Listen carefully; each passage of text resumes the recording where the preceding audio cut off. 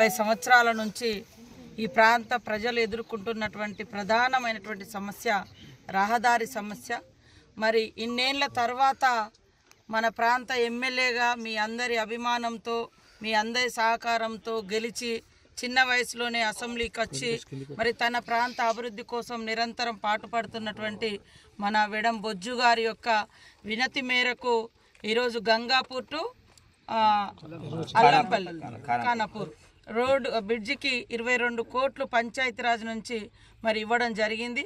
ఇచ్చినటువంటి అటు సీఎం గారికి అదేవిధంగా డిప్యూటీ సీఎం గారికి మరి వినతి పత్రం తీసుకొచ్చి పదే పదే మా వెంటబడి పని చేయించుకున్నటువంటి మీ అభిమాన నాయకుడు మా సోదరుడు వెడం బొజ్జు గారికి మరి అందరికీ కూడా ధన్యవాదాలు తెలియజేస్తూ కలెక్టర్ గారు, మా దండ విఠలన్న గారు, ఇక్కడ స్థానిక ప్రజలు, పత్రికా మీడియా సోదరులకు అందరికీ నమస్కారాలు. సమాజం చూస్తే 2 వర్గాలుగా విడిపోయినట్టుగా కనబడుతుంది. అభివృద్ధి విషయంలో కూడా సమాంతరంగా ఈక్వల్గా అభివృద్ధి జరగడం లేదు. మనలాంటి ప్రాంతాలు వందల సంవత్సరాలుగా ఇంకా వెనుకబడి ఉన్నాయి.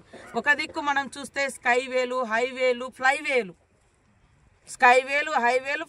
వచ్చినాయి. కానీ మనకు నడవడానికి కూడా ఇంకా రహదారులు సక్రమంగా లేవు.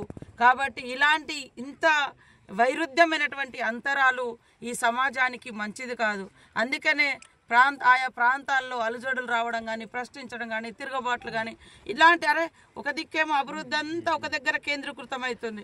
మాకు కనీసం ఇంతన్నా రాకూడదు అనేటువంటిది ఇలాంటి ప్రాంతాల నుంచి వచ్చినటువంటి బిడ్డలుగా మాకు ఖచ్చితంగా ఆవేశము అవి వస్తుంటాయి. అట్లనే మీ అందరు కూడా ఈ ప్రాంతంలో అనేక సంవత్సరాలుగా ఇబ్బంది పడుతున్నారు.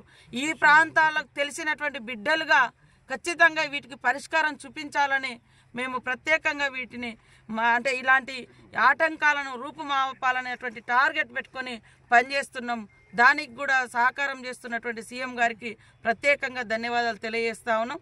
ఖచ్చితంగా తొందరలోనే ఈ రోడ్డు నిర్మాణం చేసుకొని మరి బీటీ రోడ్డు కూడా సంపూర్ణంగా నిర్మాణం అయ్యేందుకు కావాల్సినటువంటి నిధులు కూడా కేటాయిస్తాం.